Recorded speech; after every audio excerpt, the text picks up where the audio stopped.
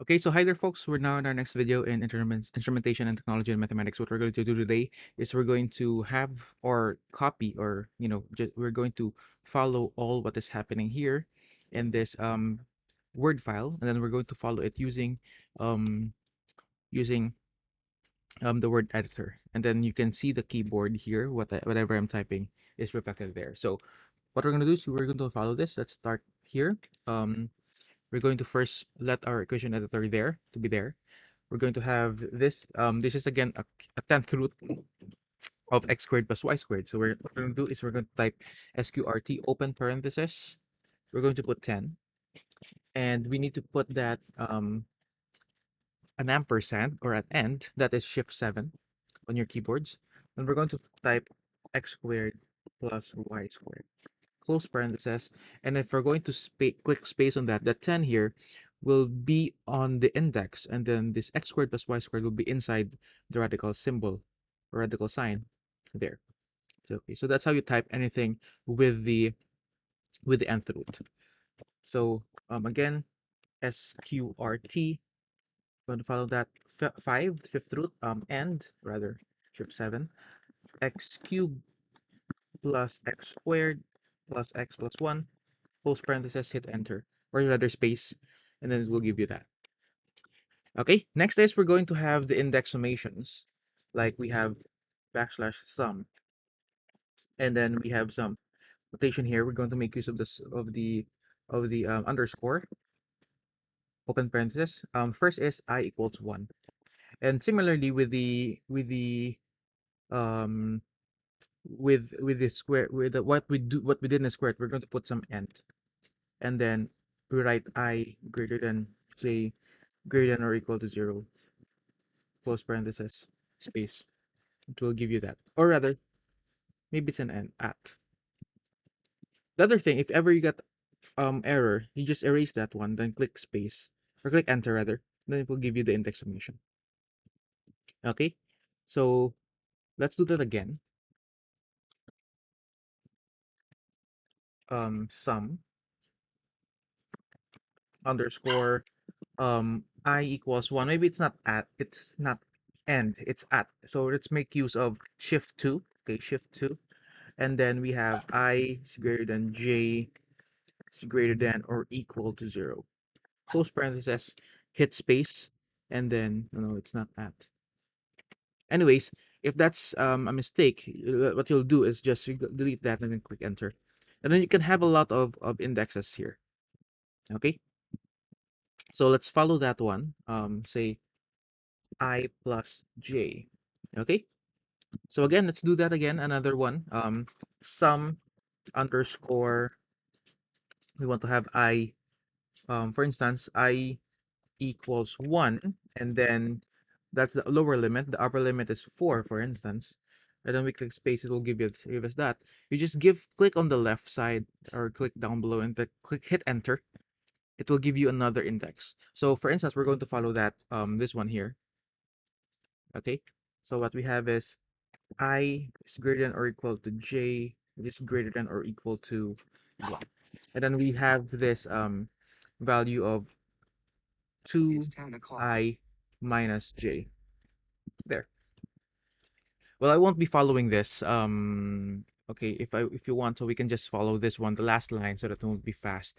1 plus 3 plus 2 plus 5 plus 4 plus 3 plus 7 plus 6 plus 5 plus 4. Okay, there you go.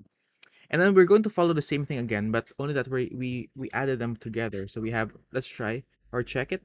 1 plus 4, 1 plus 3, 4 plus 2, 6 plus 5, 11 plus 4, 15 plus 3, 18 plus 7, 25. We have 31, 36, and yeah, 40. So let's do it again. So backslash sum underscore open parenthesis I equals 1, close parenthesis, raised to 4, click on space, and then we go in the lower limit, and then we have some index. We're going to add some index. We have I is greater than or equal to j, which is greater than or equal to 1. Okay, and then we say that the answer is of 2I minus j is equal to 40. Can we? have that. Now notice that they're not aligned, right? So they're not aligned. We want to make them aligned similarly here. Notice that in this document, all the equal signs are aligned. So in order for us to make them aligned, what we need to do is to highlight all of the equations. Right click on anything and click on equation alignment, and it will align itself with the equal sign, which is cool stuff, of course, because in proper writing in mathematics, we know and we teach our students that it should be aligned. The equal signs must be aligned. So do it like that. Okay, and then let's follow this one. So what we have is equals, control equals. What we have is f of x equals x squared minus 5x plus 3, and we are set to evaluate at x equals 2. Okay, and we want to um do not make them italicized, like that. Okay, and we want to also practice with our alignment, actually, with our alignment technique. What we will do is we write the solution first, or rather, oops.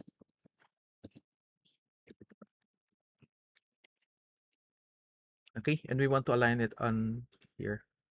We want to make this bolded and not italicized.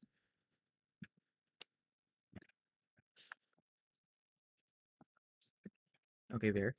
And then we enter what we need to enter. So we have f of 2.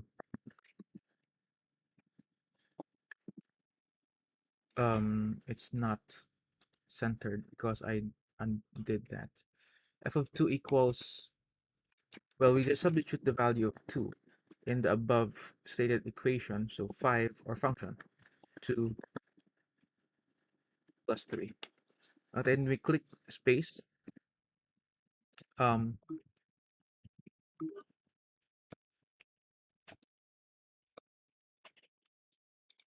and then we'll have again control equals f of 2 equals 2 squared is 4, 5 minus 2, since it's a negative 5, so it's negative 10 plus 3. And then we have again, enter the equation editor, f of 2 equals minus 3. Okay, so we followed everything here. Um, we want to make them align, so we want to highlight all of them and then right click and then click on the equation alignment, and then it will automatically align on the equal sign. So pretty slick, right? Let's say we evaluate the same function at x equals a squared plus 2. If ever you forgot to put that in an equation, it's always okay to always do, if you click it like that and you want to make it an equation, just click on the shortcuts and it will make itself an equation, right? There you go. Just need some proper writing there. And then we want to make this unitalicized, and we want to copy the solution off. Okay, and then we move forward with the solving. So making use of the same function, we evaluate it on a different value. So we use control equals f of a squared plus 2. Hopefully you're following. So that's a squared plus 2 quantity raised to 2 minus 5 times quantity of a raised to 2 plus 2 close quantity plus 3. Okay, next line. We have f of a squared plus, oh, we don't need to write that. We just start with the equal sign. Okay, as the thing here shows, a raised to 4 plus 4a squared plus 4. Why did that happen? Because we're squaring a binomial, and squaring a binomial, it will become a trinomial. So square the first term twice the product of the first and the second term, and then square the last term, like that. Minus 5a squared minus 10. Um, we did that by distributing the minus 5 to both of the values a squared and 2 inside the parentheses plus 3. And I think it's much better for us to delete the parentheses to make things better. You know, if we're teaching this to our students, it's pretty um, clear if we're going to do it in this way because it makes things clearer. Because there's no more grouping. You know, you delete the grouping, and then it's clear that there's no more grouping that is happening. So we combine the like terms. So there's no like term for 8 to the 4th, so we just copy it off. There's a like term for a squared, that's +4 and -5. So 4 minus 5 is going to give us -1, so that's minus a squared. And then we have like terms, couple of like terms for the constant. So we have 4 minus 10 and 3. 4 plus 3 is 7. Minus 10 plus 7 is -3. And then that's our answer. We just need to put the function notation first at the first part, so we can do that f of a squared plus 2. Okay, and you can see that it's pretty much in a bad state. So we'll highlight everything, right click on anywhere on the highlighted part, that is, and then click on equation alignment, and it will align itself in the um equal signs. Okay, so next lines, let's just finish this page and then we're off. Next time we are told to use the log. So log. So log, just like sine, cosine, and other functions which are, the max min, are automatic functions. If you click space, it'll give you the log function. Now look at plus, will have a common log, for instance. So log. Before you click space, you click on underscore, and then you click 10. Then you click space. Okay, so that's putting up the base 10. Okay, so we click, for instance, 4. Okay, so this is log of base 10 of 4. This is a common logarithm called which is automatically has a base 10. And here, this is our natural logarithm plus log underscore e. And then we click space in this part of 10. Okay, so for example, that like that. Okay, so we call going to follow is log of base e, that's our Euler's number of x, is equal to ln. Ln is also a function. If you click space, it will give you an automatic thing like that. Okay, just like sine and cosine, just like um, just like limits. So we call this the natural logarithm. Okay, and we want this to be unitalicized. There. We also call the common logarithm like this. So we say that, for instance, log of 5 is equal to log underscore 10, and then we click space of 5. And then we call this the common logarithm. Oops, sorry, didn't catch up. The common logarithm. Okay, so we don't want to italicize that. Okay, there. So that's how you do it. Just do the practice and more practice so that you'll get better. So let's try this one. Let's have limits. Limit of, so we click on space, but before we click space, we click on underscore, denoting that we will create a limit or something under the limit. So x approaches 2. Oh, so we have this problem again. Okay. So limit space, or no. Limit underscore. Click on open parenthesis, and then we want to put x approaches to 2. So how do you click or write the approaches? You can type in the right arrow, um backslash right arrow, or you can do this minus sign and then the greater than symbol. It will create itself like a an arrow. 2 close parenthesis, hit space, and it will give you like that. Say we have x squared plus 1. So this is equal to, we just do the theorem, the limit theorem. This becomes 2 raised to 2 plus 1 equals 4 plus 1 equals 5. Okay. We can also do it like this. Okay, so say limits at infinity, the limit underscore open parenthesis as x approaches infinity. Again, our formula for the infinity is this. Our shortcut for infinity is this. Click on the close parenthesis and then we click space. So therefore, it will give us like that. We want to have it in a fraction, so we have x squared plus x close parenthesis. We click on the slash beside the right shift, and then we have the open quantity x minus 1 close quantity. Then we are going to click on space and it will become a fraction like that, equals 1. Okay. So if we want, maybe we can stop here. We'll just finish all of this in limits, and then we're going to continue that next video, so that we can finish limits already. So let's have this example for limit underscore open parenthesis x as approaches 2 close parenthesis space, and then we have open parenthesis x squared minus 2x close parenthesis slash open parenthesis x minus 2 space.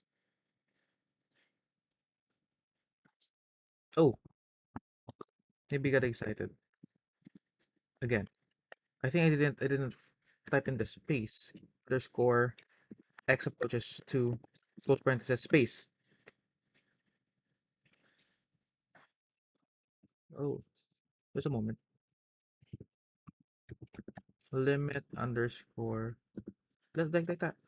So x as approaches to close parenthesis. There's some error a little bit maybe.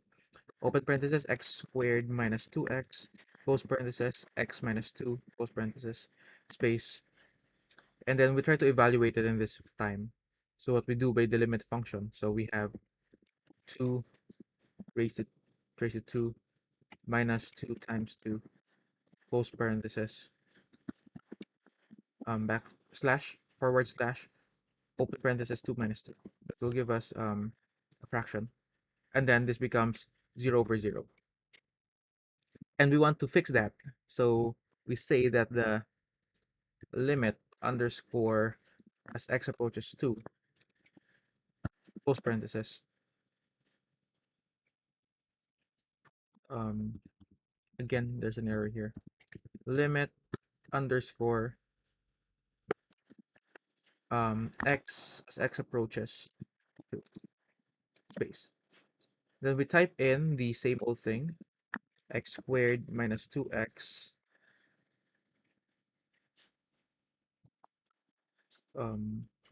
we're over with parentheses.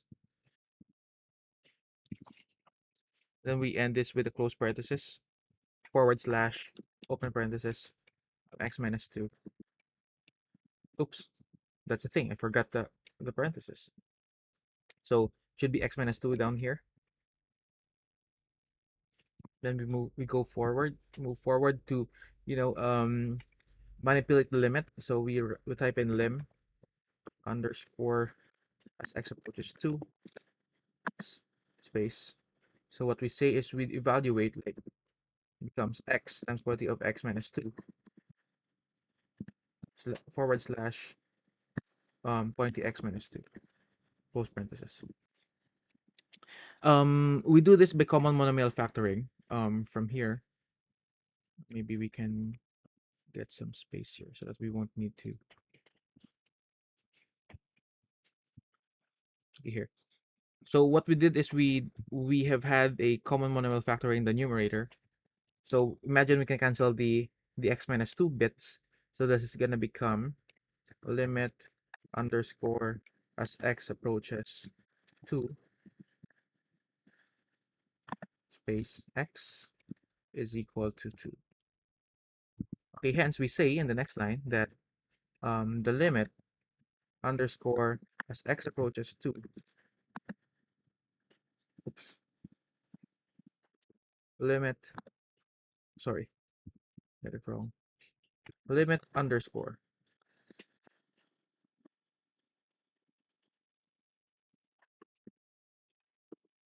okay, seldom there's an error, I don't know, maybe if your typing is fast, x minus x approaches 2 of quantity x squared minus 2x close parenthesis x minus 2 space equals 2. We'll get to the next line. Let's delete some spaces here.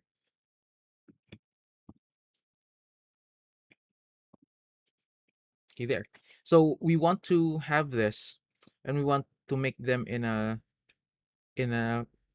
clearly one clean line. So we right click on this, and we click on equation alignment, and then voila, it will align itself. Okay, and let's end this discussion with like some